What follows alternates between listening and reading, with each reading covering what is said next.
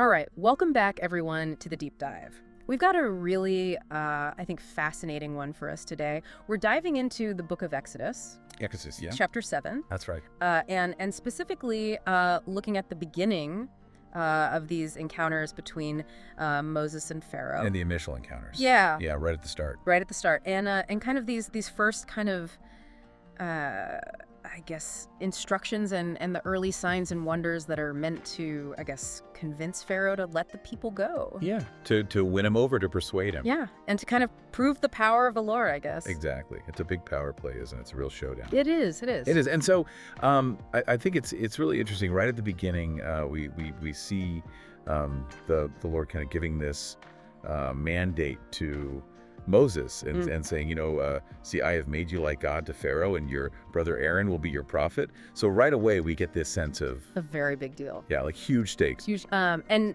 this idea of Moses being presented as like God to a figure like Pharaoh, who was himself considered divine.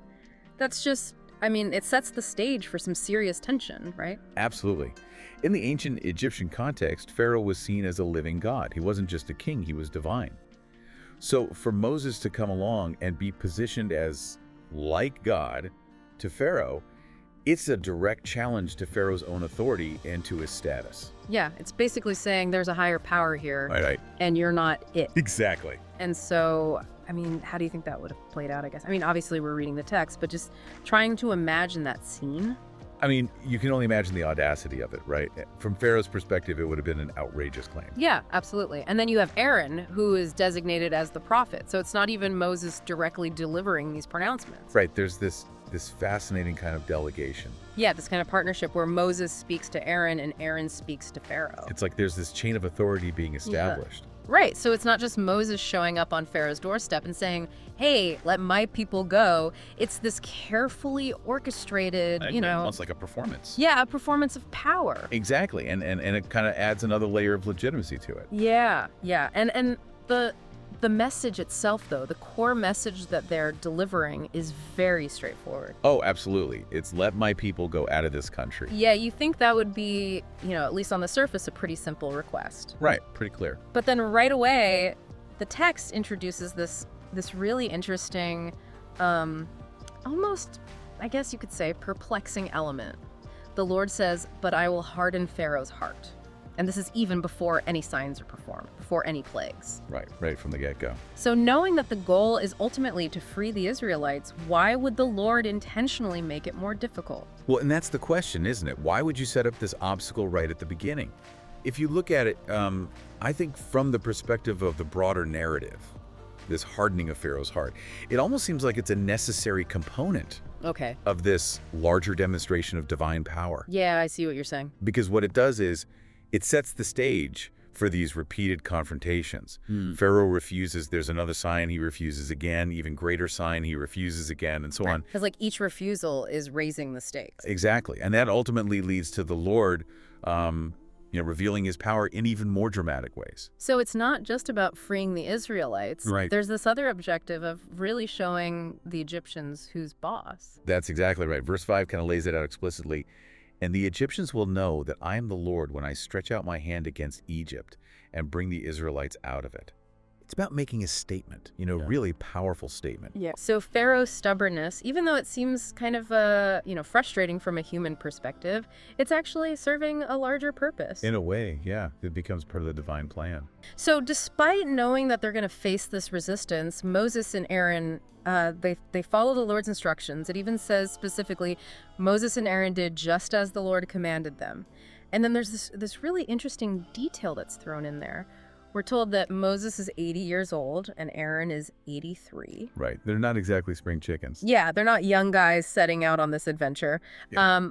Why do you think that detail about their age is significant? Well, I think in the ancient world, age carried a lot of weight. Mm-hmm. It was associated with wisdom, experience, authority. Right. And so I think the fact that Moses and Aaron are these elderly figures adds gravitas to the situation. Absolutely. Yeah. It adds a sense of gravitas. Right. It also kind of suggests that they're not relying on their own strength or their own cleverness. Right. It's not about youthful vigor. It's about divine authority. It's about their faith and their obedience to a higher power. they're being called to this task at a time when most people would be thinking about, winding down. Yeah, exactly. So the first sign that really kind of kicks things off comes when Pharaoh basically challenges Moses. He says, "Perform a miracle." Show me what you got. Right.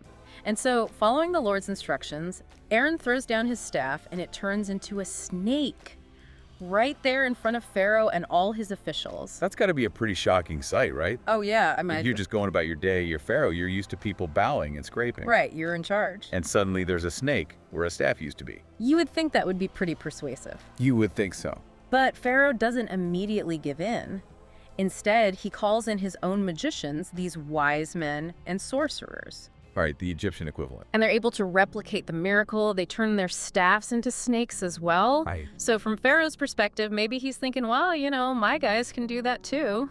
Right, it's not that impressive. What's so special about your God? Exactly. But then there's this little detail in the very next verse that I think is absolutely crucial. It says, "But Aaron's staff swallowed up their staffs." Oh, wow. Yeah, I'd forgotten about that. It's easy to miss. Yeah. But it's huge. So it's not just that they can both produce snakes. Right, it's not a tie. It's that Aaron's snake, representing divine power, Right. is able to consume all the other snakes. It's like a visual metaphor. Right. It's saying whatever power these magicians are using, It's nothing compared to the power of the Lord. it's no match. You'd think that would be the end of the argument. You think so. But it is. It isn't. The text says, Pharaoh's heart became hard and he would not listen to them, just as the Lord had said.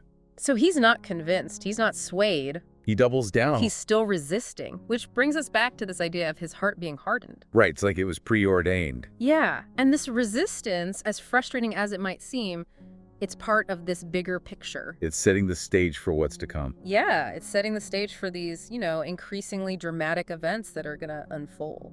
So the first miracle, the staff turning into a snake, doesn't have the desired effect. Right, time for plan B. Time for plan B, and this is where we get into the first of the plagues. And it's a pretty significant one. It's the plague of blood. Yeah, that's going to get your attention. The Lord tells Moses that Pharaoh's heart is still unyielding. He's still refusing to let the people go. Mm-hmm. And so the stage is set for this next confrontation, and it's going to happen at a very specific time and place in the morning as Pharaoh goes out to the river. The Nile, the lifeblood of Egypt. Yeah, the Nile was absolutely essential to the Egyptians. It was their source of water, their source of food. The whole civilization was built around it. It was also deeply connected to their religious beliefs. Oh, absolutely. Yeah. They had gods and goddesses associated with the Nile. Right, so confronting Pharaoh at the Nile is a pretty big deal. It's not just any old meeting, it's a symbolic act. Yeah, it's like going to the heart of their world. Exactly. And Moses is instructed to take the staff that turned into a snake. Just as a little reminder. Yeah, just a little reminder of what happened last time. Just in case Pharaoh's forgotten. Yeah, exactly. And the message is repeated, "Let my people go so they may worship me in the wilderness. But until now, you have not listened." So there's this sense of, this is your last chance. Yeah, the patience is wearing thin. The patience is wearing thin. And then we get this declaration, "By this you will know that I am the Lord." So the purpose of this plague is to show Pharaoh and the Egyptians the power of the Lord. But this isn't some parlor trick, this is the real deal. Yeah, and it's aimed at the thing that is most precious to them. Their lifeline. Their lifeline, the Nile. And what happens? Moses strikes the water with the staff and it turns into blood. Just like that. Just like that. And the consequences are immediate. The fish die, the river stinks, the Egyptians can't drink the water. It's a nightmare scenario, right? Their most vital resource suddenly becomes unusable. It's a disaster, it's a catastrophe, and it doesn't stop there. No, it gets worse. It gets worse. The instructions to Aaron are to stretch out his hand over all the waters of Egypt. So it's not just the Nile, it's the streams, the canals, the ponds, even the reservoirs. All of them turn into blood. It's total contamination. Total contamination. And the text really emphasizes this. It says, "Blood will be everywhere in Egypt, even in vessels of wood and stone." So you can't even store clean water. It's inescapable. Yeah, it's horrifying. Imagine you wake up one morning and all the water is blood. Everything you drink, everything you use to wash, everything you need to survive. You can't escape it. No, and that's the point. It's a complete and utter disruption of their lives. So you would think that would be enough to convince Pharaoh. Well, that's what you'd hope, right? But it's not. Of course not. Because, who shows up? the magicians, Right on cue. and they do their thing. They try to replicate it, yeah. They turn some water into blood. But you got to wonder, how much water could they actually affect? Right, it's not like they can undo the entire plague. Right, it's more like a parlor trick compared to what's happened. So, you've got this widespread contamination. People are desperate for water, and Pharaoh's reaction is, Crickets? yeah, he basically shrugs it off. Pharaoh's heart became hard. He would not listen to Moses and Aaron, just as the Lord had said. He goes back to his palace, and that's it. It's almost unbelievable, isn't it? Yeah, you've got this entire kingdom suffering, and he's just like, whatever. You have to wonder what's going on in his head. Is it just pure stubbornness? Is it pride? Maybe he's worried about what would happen if he gives in. Oh, absolutely. There would have been huge political and economic consequences to letting the Israelites go. Right, they were a significant part of the workforce. Right. And then there's the religious angle.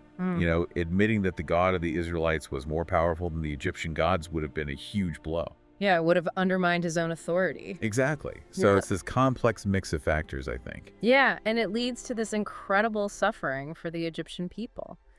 The text says they had to dig along the Nile to find drinkable water. So even if the magicians could turn some water into blood, they certainly couldn't reverse the whole plague. I couldn't fix it, and then the chapter ends with this really simple statement. 7 days passed after the Lord struck the Nile. 7 days. 7 days. So this wasn't just a quick thing, it was a week of blood. A week of contaminated water, of dying fish, of stench. Yeah, just imagine the impact on their daily lives. It would have been devastating. So we've covered a lot of ground here. We started with this initial divine mandate to Moses. This huge mission. This huge mission. And we saw the strategic role of Aaron as the prophet. Right, this communication chain. And the fact that it wasn't just about freeing the Israelites, but also about showing the Egyptians the power of the Lord. And Pharaoh, of course, resisting every step of the way. Yeah, his heart hardened, refusing to give in. And this leads to that first plague, the plague of blood. Turning the Nile, their lifeblood, into blood. Yeah, a truly horrific event that lasted for a full week. It's just the beginning, though, isn't it? Yeah, it's just the beginning. And I think it raises all sorts of questions about, the nature of belief, the dynamics of power, the challenges of persuasion. Right. What does it take to change someone's mind, especially someone as powerful as Pharaoh? Yeah, and even when confronted with these extraordinary events, these signs and wonders, He still refuses to budge. and it makes you wonder why. What makes some people, some societies, so resistant to change, even when the evidence is right there in front of them? Yeah, and I think that's something we'll continue to see as we delve deeper into Exodus. It's a question that's relevant even today. Absolutely. It's something to think about. Definitely. So we're going to leave it there for now, but we'll be back soon to explore the next stage of this this epic confrontation. Yeah, the story's just getting started. Yeah, it is. They're going to get a lot more interesting. Yeah, they are. So thanks for joining us on the deep dive. Until next time, See you then. take care. Bye.